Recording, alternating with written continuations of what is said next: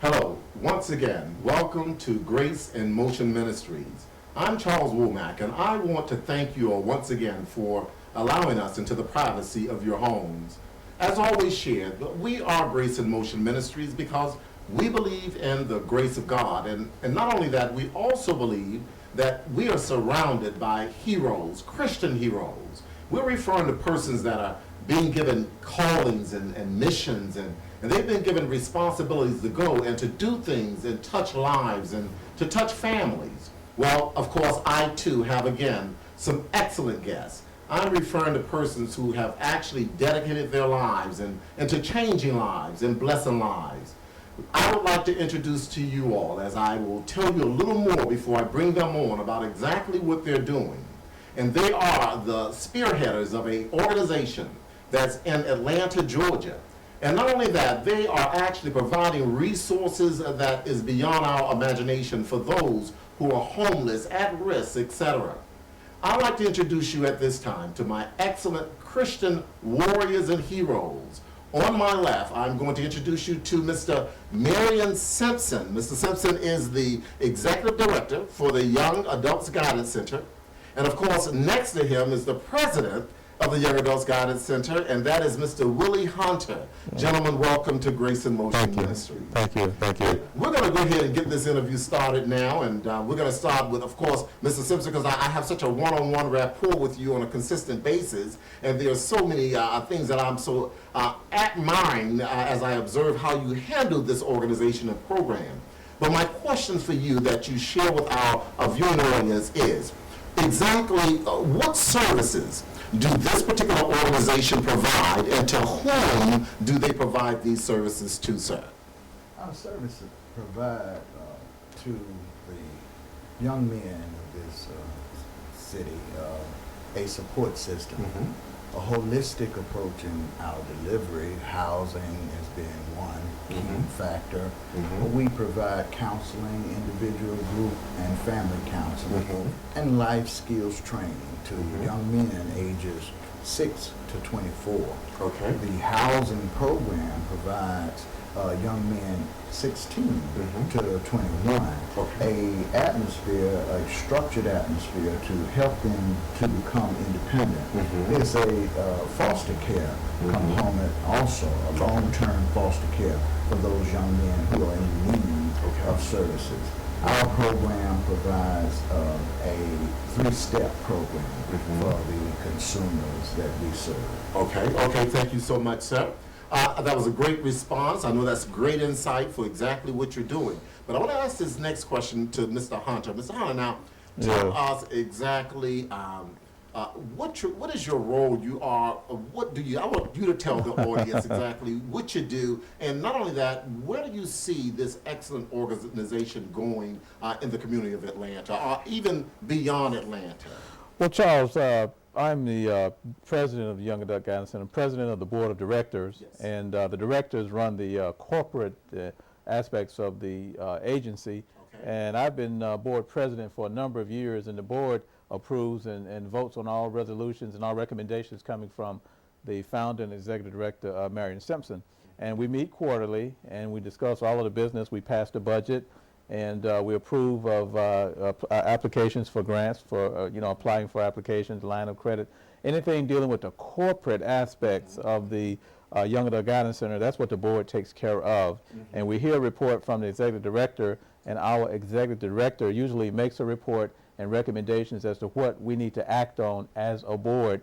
And our funding agencies require actions of the board in reference to whatever funds and grants the Young Adult Guidance Center receives.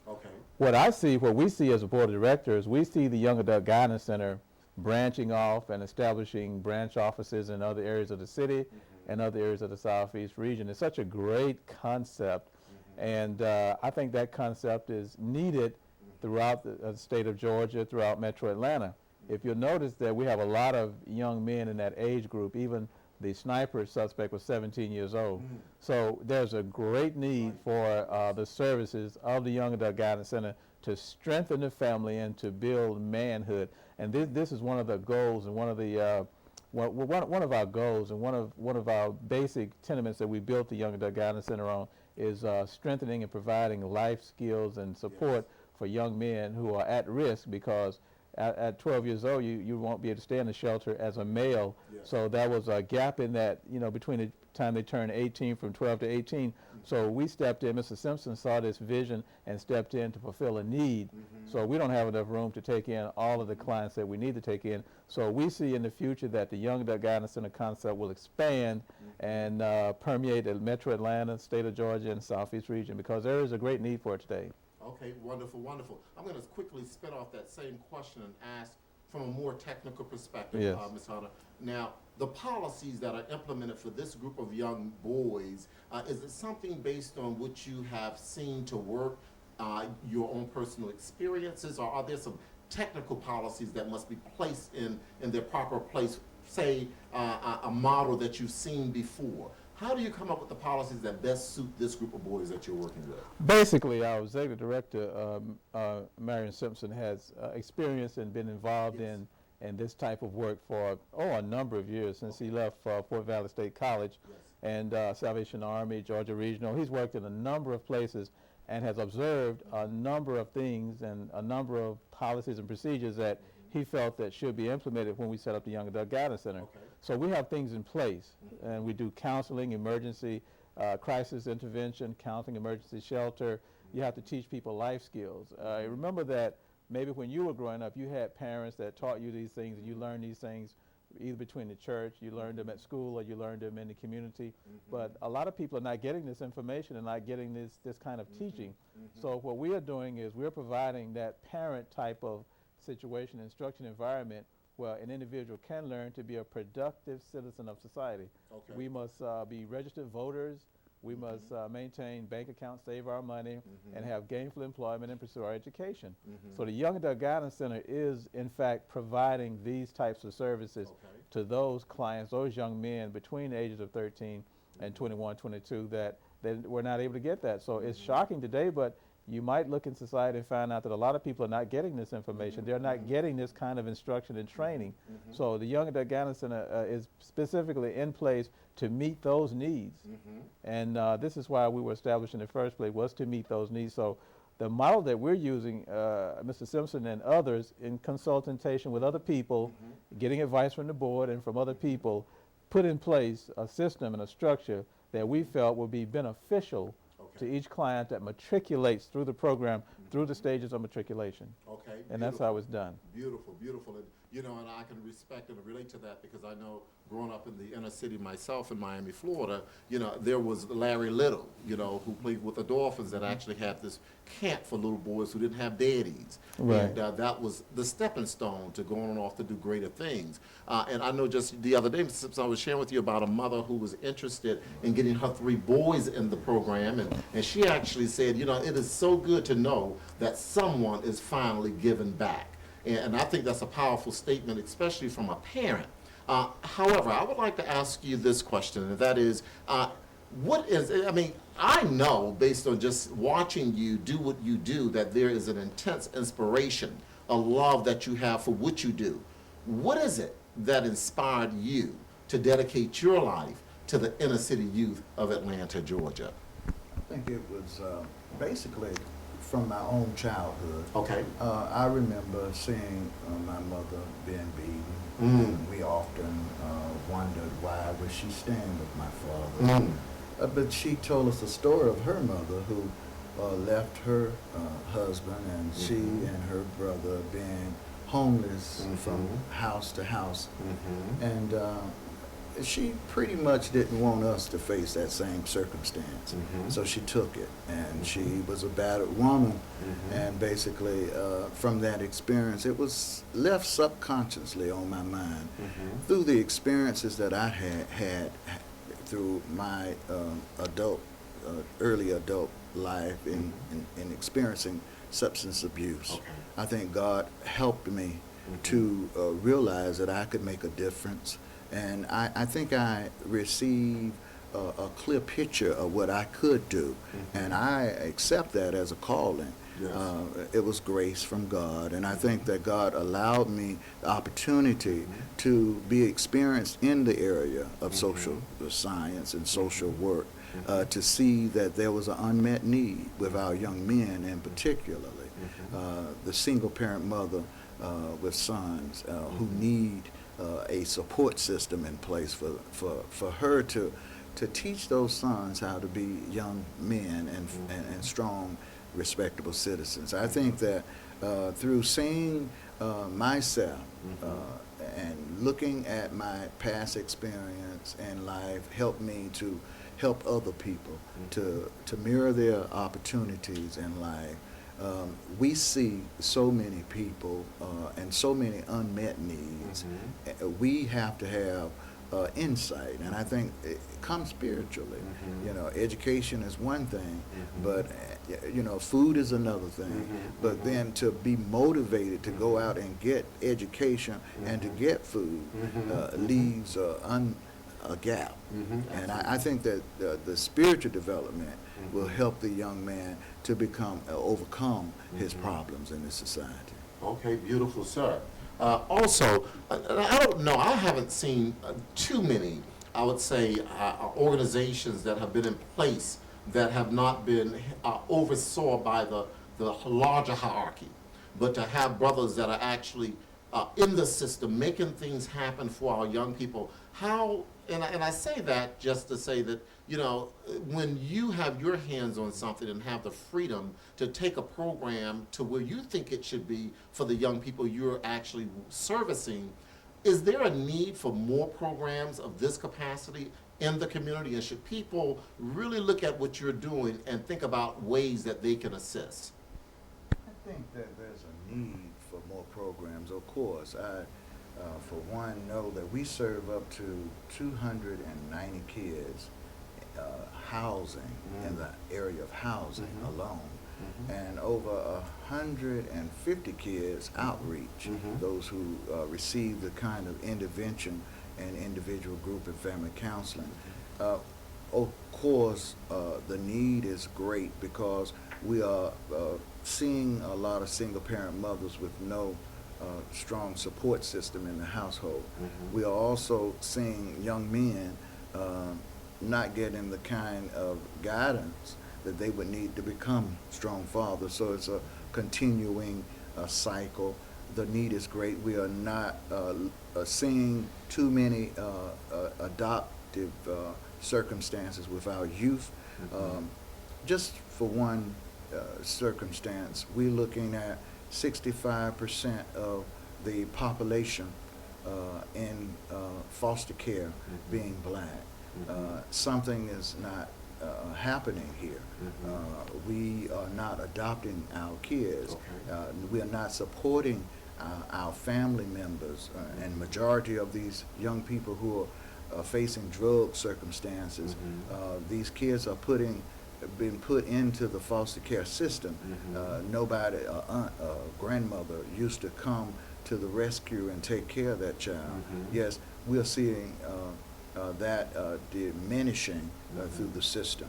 We also are seeing young people who are in foster care going on and being institutionalized into the incarceration system.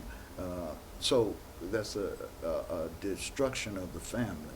Yes, we see that the need is much great, but we also see the community being a part, as we were a grassroots group who made an effort and making a difference. Over the 16-year period that we've served young people, 14 years with direct housing, we can look at the unmet need, at least a gap, a dent has been put in place to solve some of the problems. We can't solve all the problems, but we can make an effort. And if there was a need to spread out in the country to establish additional programs, yes, the need is great. I see where our young people and the outcome of success is being measured through the progress that we're making through our case management. Young men are finding jobs. Those young men who face homelessness normally find stability through our program if they save their money. Yes. The three-step program allows them a strategy that they have an effort that they place on themselves to be a part of the success that they make. The observation period, demonstration, and independent living three-step program can help this young man to become self-sufficient. And that's a solution to an unmet need and a problem that exists in the area of social services throughout the country. Okay, wonderful, wonderful. And now that's a great response to that question. And then I want to ask you, Mr. Hunter, in that how many youth do you believe, just estimate approximately how many youth have come through this center, have been helped by this center, and also, everybody want to hear a success story. Give us a success story to let us know that your place in the community is really making a change. Charles, I believe that in my estimation, since I've been around the Young Adult Guidance Center, I believe that we've had somewhere more than 8,000 young men that we've served through residency in the program and outreach and counseling services and that sort of thing. And we have a few success stories. Rogers Lewis, who's a graduate of Morehouse College, and he was a client of the center, and he's gone on to gainful employment out on the West Coast where he's from. Rafael Agondo was one of our clients, and he has his own business now, and he contracts with the city of Atlanta to inspect houses and buildings and that kind of thing. And he came back to help us out with our with some new improvement in the construction projects that we've done at the Young Adult Guidance Center. So we have a number of people who've gone to college, who finished the program, went to college, gone to college, and done quite well in the community. And one of the things we want to do is build and strengthen an individual. A lot of us were fortunate when we were younger to get that kind of training, instruction, because 30, 40 years ago, Charles, you know that the church, the home, the school, and the community all had the same message. Absolutely. Be a good boy, be a good girl, go to school, and be a productive citizen. Absolutely. And now each one of those entities has a different message. True. And they don't work together like they used to, and therefore the need for the Young Adult Guidance Center is much greater now than ever before to be the parent that's needed in the community. So and that's why we go on field trips. We take them out to see things. A lot of people have not been exposed to a lot of different things outside of their own community. They have not left their own community to go out and see what the rest of the world is like. So the more than 8,000 people we've served, a lot of them come back. They want to come back. They call Mr. Simpson, and they speak to him and let him know how they're doing. So we have a lot of people that call back and return to the center just to say thank you for helping me out at that time. And it's just wonderful to see that people have responded to the treatment that they've gotten at the center, and they come back and they want to say thank you, and they want to be a part of it somewhere. I think we have people on our advisory council, don't we, who also have been clients in the Young Adult Guidance Center. So it's been more than 8,000, and we have a good percentage of those we still keep up with that still come back and say thank you. And whenever we have a program or a fundraiser or anything, they're right there to talk about the Young Adult Guidance Center and to let everybody know how well they were served and how much the help and assistance they received while they were there has helped them out. Okay, excellent. Now let me ask you this, because of course I'm sure persons as they watch and view this show are going to ask a number of questions about the type of client we're working with. Say hypothetically, I'm one of these fellows on the streets. I'm 19 years old. Right. I tried college, it didn't work. I got caught up in the wrong group. And now I'm hanging out on the streets, smoking a little marijuana, and come on, 'cause, keeping it real. Right. But you know what? I realized that I've been getting in trouble now, and the system isn't smiling at me anymore, and I need help. And someone has told me that the Young Adult Guidance Center is available for persons in my age group. So here I am with a problem. One, don't have employment. Two, I've been hanging out with the wrong group, doing the wrong thing, and I'm bringing who I am into your agency. Am I qualified for your services? Yes, you are qualified for our services, Charles. And what we have to do is take you in. We have intake. We have to evaluate you, talk to you, and see specifically where we can begin to help you, and if we can, in fact, help you. Yes. Now, if you come to the Young Adult Guidance Center, apparently you're reaching out to ask for help. So we have to bring you in, interview you first, talk to you, see where we need to make some improvements, see where we can help you and assist you, and see your willingness, your attitude to receive the assistance. your willingness to go out and look for employment, to get back in school if you haven't finished school, and to do some other things that save you money most of all, and you know, just things like that.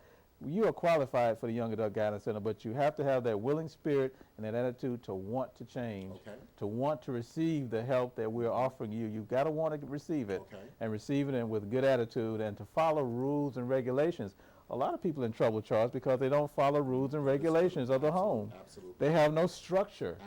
So rules and regulations and structure, if you're willing to abide by those things and follow the plan, the program, then you're a great candidate for the Young Adult Guidance Center, and to make it through the 3-step matriculation program successfully. One of our success stories recently is Jamie Chambers. He's been in DFAC since he was about, what, 8, 9, 10 years old, something like that, 5 or 6 years old. And he's assistant manager at LA Fitness up in Cobb County. And he recently graduated from our matriculation stage, and he's now in independent living and doing very well. Yeah, doing very well. He's 19 years old. And is assistant manager of LA Fitness already. So he's done very, very well, and he's been in DFAC, you know, most of all of his life, and he hadn't seen his mother since he was about 7 or 8 years old. And he just recently found his brother, but in all of that, he remained a very charming young man, very committed, very dedicated, and always contacts the center to let the center know how he's doing, because he really appreciates, you know, the help he got. So yeah, you will be a candidate most definitely, provided Charles, that you have a good attitude, that you have a willing spirit and attitude to want to change, to want to bring structure into your life, and to receive the counseling in a good way that we have to offer you. And a quick response to this just piggyback question, and that is this program for boys only, or do you also reach out to young ladies, or if they're just girls, how old are they?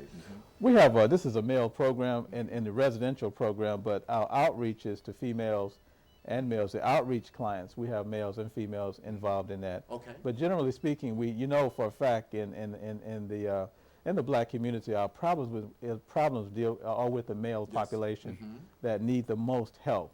That are the ones that are out on the street the most, the ones that don't finish school the most, that drop out. But we do have female outreach clients, but our residency program is male oriented.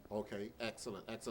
This question, Mr. Simpson, of course, is for you. Now, I've had the pleasure of, actually, you have me on the edge of your seat, on my seat, when you're talking to those young men on Wednesday evenings, and you're giving them, you're helping them with the problem, but you bring it so real, but yet you keep it so caught up in the reality of spirituality. I have come to accept the reality that spirituality is important to this program and to the clients. Why is it such an important variable for you to make sure these young boys understand that if they don't have a spiritual connection, the connection they have is only useless? Oh, can't talk without this. Wouldn't say that faith is the essence of those things that is not seen, but hoped for.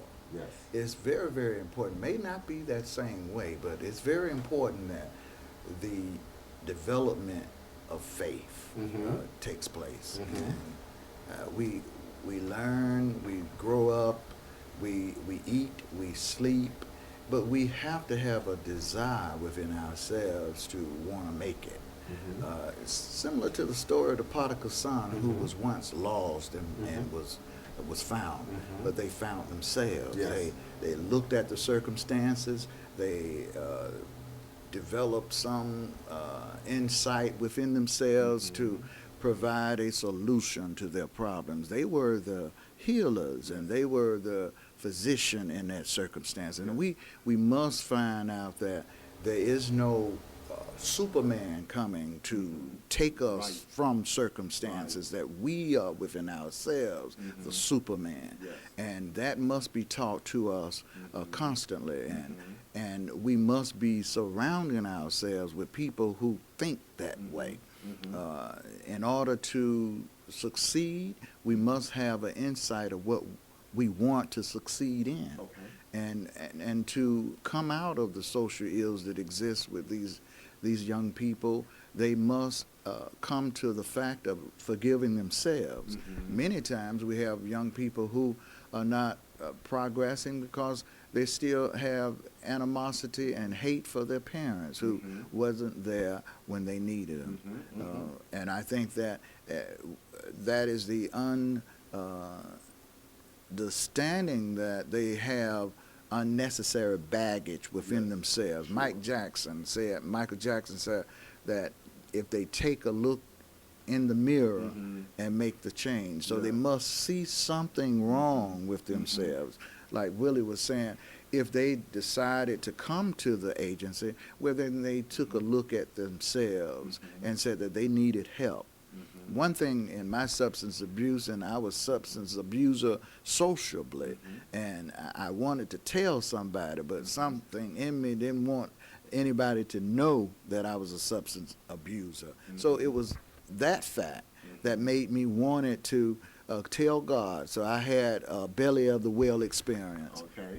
Wonderful, sir. Thank you very much. You know, we had a couple of more questions that we wanted to ask these great gentlemen who are doing such a great, I would say, mission out in the communities. But I do want to say that they are a nonprofit organization, and truly they're looking for volunteers. They're looking for persons that can support in any form or fashion. Fundraisers are being held. Please contact them, 404-792-7616. Again, please do. And again, this is Grace in Motion. It's all about grace. It's all about keeping it in motion. Again, we thank you for allowing us into your home. Until next time, again, have a blessed and wonderful week. My brothers, thank you for coming out. All right.